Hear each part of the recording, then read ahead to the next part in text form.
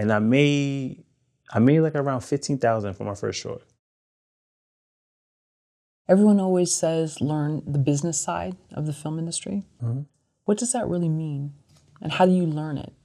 Well, with any business, with any industry you're in, you have to understand that after you make this beautiful picture, beautiful project, now it's the marketing side. It's getting it distributed. Who's going to pay for it? That's the business side of it. 'Cause a lot of times we make this beautiful project and then we're like, okay, it's beautiful. Who's going to pick it up? You got to promote yourself. You almost got to be a mayor. Kiss heads and shake babies. And that's the business side of it. Because once you do a project, it needs to be out there. It needs to get out there. So the business side is, I'm done with this baby. Now time to fix it up and put it out in the world. And that's what you got to do. And if you don't have the business side, get someone that have your best interest to help you with it. Because a lot, it's all about delegation. Like in my team, I know I'm the quarterback. If you want a Super Bowl, you're gonna come over here. But I do need the defensive line. I need a wide receiver. It's a team effort. The film industry is a team effort. So you want to get people in your best position that can help you. But the business side is learning the business of whatever you're doing. If you're a singer, if you're an artist, if you're a barber, if you're a hairstyle, you gotta know the business. Because if not, you will be taken advantage of. So speaking of being taken advantage of, we know that, film industry attracts all kinds and people with all different intentions. Mm-hmm. And you said something about if you don't know the business side, then get someone. How do we know who to trust, especially in the beginning, especially if people know someone's new at something? Mm-hmm. Maybe in the film industry, there tends to attract some flies. Mm-hmm. How do we know, is it really time for us to trust someone? You research first. So I remember when I first started, I needed a lawyer to do a contract for me. But something told me he was shady. The signs are there. So I just researched the contract. This contract he gave me. He trying to do a contract with me. I didn't like it, but I researched it, went online. If I don't understand this word, let me Google the word. A lot of times we get taken advantage of because we don't take the extra protection step. So if you have a nice house, take that extra step to get security cameras. A lot of times we just got to do that because at the end of the day, you might get taken advantage of. It depends how bad you get taken advantage of. That's the ending. Like, just life ain't fair. I got taken advantage of before, but it's all about how bad is the damage. It's like prevention. If you have a security camera and someone's trying to break in your house, your dog might just save. They might break in 1 inch, but that dog might just save. It could be really bad. So it's all about doing the research. Whoever you get, just try to do the research. And a lot of times, the signs are there. You just got to listen. A lot of times we want to see the good in people because we're so hungry and anxious, but the signs are there. You just got to pay attention, but do the research. So if you hire in a producer and they say, hey, matter of fact, I'll give you a great example. I don't remember the guy's name, but right now in LA, this guy just scammed tons of people. I'm seeing your guy's article, but tons of people out of millions of dollars. No one did the research. In 2021, he did almost $500 million scam. You tell me no one did no research? Nobody? So after a while, you just got to do the research and know who you're dealing with. You could Google somebody, you could do background checks. Do that extra security, because if not, if you can take advantage of first time, I didn't know, second time, third time, then you got to do due diligence. Yes. Okay, so if someone doesn't have money though to pay for a PI firm, or sometimes there's not a lot of stuff on someone online. Mm-hmm. You said you got a sense though, because sometimes someone's intuition will tell you more than whether they look good on paper or not. And so what was that intuition that you got about this person in the beginning? Sometimes that intuition, you can't explain it. You just know it. You can't even describe it. It just, because everybody's different. It could be someone that's really, really nice and still take advantage of you. So sometimes you got to trust your gut, and the signs are there. So it's hard to explain it. But in my case, the lawyer was name dropping too much. To me, it's always a red flag. If we having a conversation and they keep name dropping and name dropping and name dropping, it becomes a red flag, especially when I ask, can you send me reference? Can you send me this? And they just, oh, I got it, I get to it. Red flags.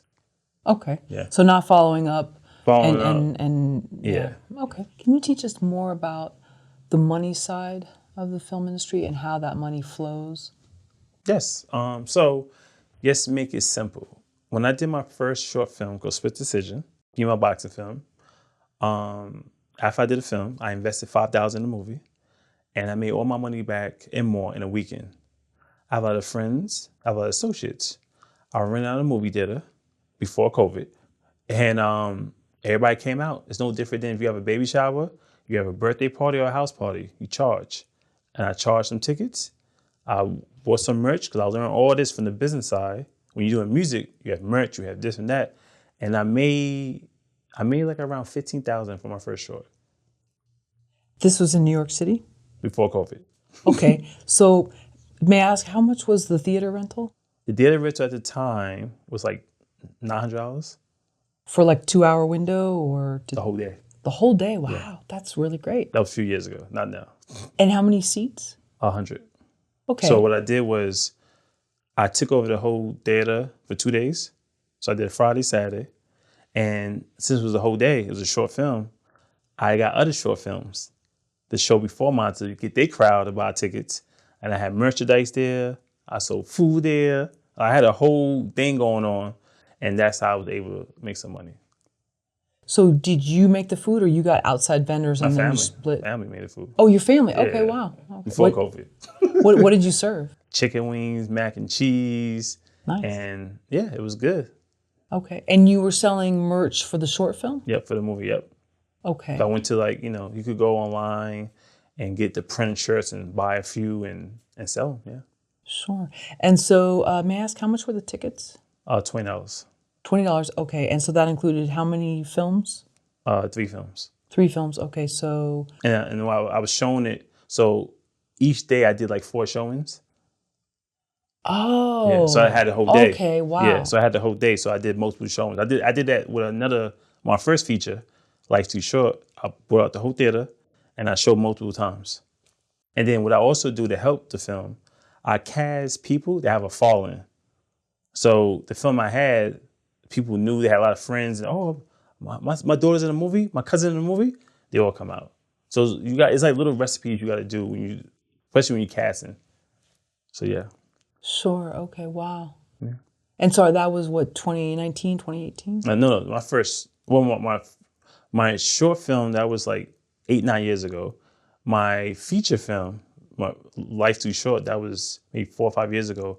And I did it again with LOLA year before COVID. Matter of fact, the day New York shut down in March, y'all seen the video, I sold that out, ticket sales and everything. And I was selling $30 tickets for that one, an AMC movie theater. So you guys screened the day before the day of March. Cuomo shut it down. Okay, yeah. Wow. Yeah, so. Wow. But yeah, so it's like, once you do a project, film festivals are great, but film festivals is not really going to get you a lot of money.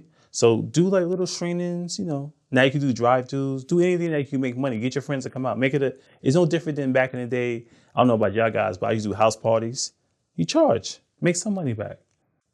You would know your true friends when you put a price tag on a product, who your real supporters are. Well, I don't have kids, but do people they charge for baby showers? No, I'm just saying that to get your friends and family to come out, treat it like a baby. Okay. Because they're going to give you gifts for your babies. Okay. So yeah, treat it like your film. It's your baby shower. It's your baby come out. Everybody buy a ticket. Those are gifts. Okay, right. Yeah. So instead of a rattler and a pink little bow, you pay for the tickets. Yeah. It's your baby. You just made it. Okay. Have you ever had it where it hasn't worked out? No. That's never happened. Okay. Nope. Only in the music business. I remember I was doing the showcases with the artists. There was fights, shootings. It was because the music I was working with was aggressive music. It was gang stuff, so it never worked out. That's why I didn't make the money. But the film business, I've been good because I realized that you got to control your emotions. Meaning, don't do things on post. Like really pre-production. So if you do pre-production for your film, do pre-production for your business. Make sure everything's right. But yeah, thank God, never had a problem.